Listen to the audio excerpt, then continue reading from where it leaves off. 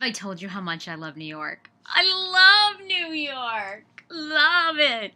I've officially moved. I'm Sarah Fraser. If you're not familiar, radio host, TV host, and just went on a big audition yesterday and hope to be hosting this really cool magazine that wants to become a show. Will you say a little prayer for me? Will you keep your fingers crossed? Because then you can come and be a guest in the audience and I'll find some free swag to give you. How great would that be? I love it. Your questions this week were all about cheating. Honey, it's perfect timing with Anthony Weiner showing his ween. And cheaters, you can't live with them, you can't live without them. So Erin wrote to me, her boyfriend of 10 months has an active online dating profile that he has not stopped despite the fact that they are a dating. And she says that her cousin set up a profile to see if they could trap him. And that's exactly what happened. He bit. She confronted him. He said that it would never happen again. And then the next day, after he begged for an hour for the apology, he was back on hitting up the cousin after she told him about it. So she actually tells him it's the cousin, and he actually contacts the cousin again to get together. Erin, this is the craziest part. I don't think I can cut off all contact with him. How do I do it gracefully? Erin, I'm going to be honest with you. Okay, you don't even need to be graceful. He is admitting that he is going to cheat on you. You look like a major sucker. Do not stand by your man. It doesn't matter if it's done gracefully. If you live together, his ish needs to be in a box in the driveway. Otherwise, delete and unsubscribe. You don't need to be involved in that. Hold on. Who's calling? Call back later.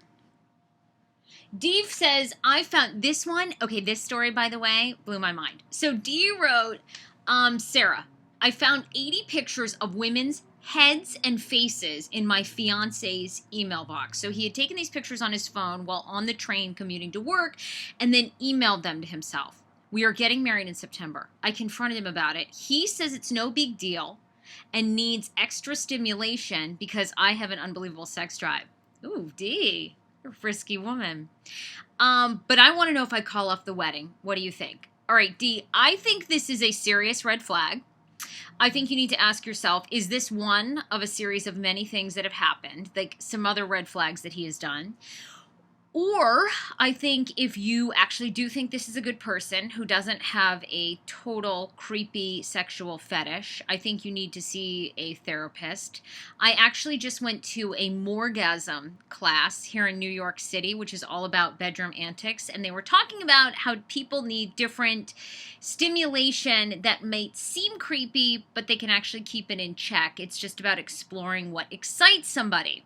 So I don't know if I would label him a total creep, but I would say it is a major red flag. The red flag is blowing in the wind, sister.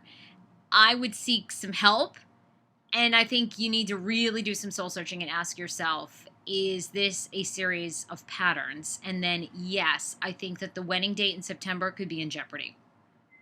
Chris said, I have mutual friends. They always start out dating, and then about a year plus, I find out that one of these mutual friends is cheating. I've confronted, I've ignored, nothing works. Do you have any suggestions? Okay, I have friends that are currently cheating on their significant others.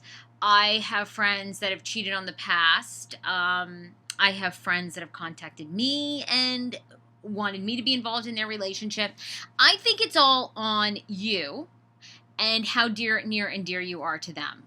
Getting involved in someone's relationship always requires the thought of you may lose a friend, and it's a lot of drama. So I think this, if you don't want to be a part of it, I think you should make known that you know that person is cheating, you don't approve of it, and you don't want to be around unless that activity is going to change. If that's how you feel.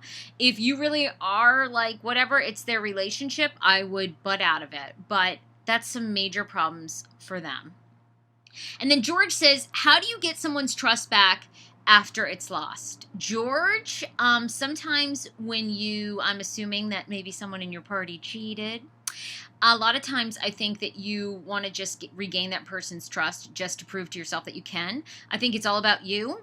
You have to be okay with who you are inside, and it really doesn't matter if somebody accepts that or not. I think people change all the time. It's very difficult, as many people don't change that do. But you've already done whatever you did to them, you did. It's in the past. You can't change it. You can't go back. All you can do is be a better person. If they ever come around, they ever come around. If they don't, you need to move on to another individual with a clean slate. That's it. Life is good in New York. Are you up here? Visit me. Do you have friends? Do you have a hot brother? Do you have a sister? Well, they need to be following me on Twitter or Facebook. So spread the word.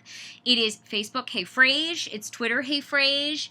And I just have a new website too, heyfrage.com. HEYFRASE.com. I'll keep you posted. Hopefully you'll be seeing me on a show very soon.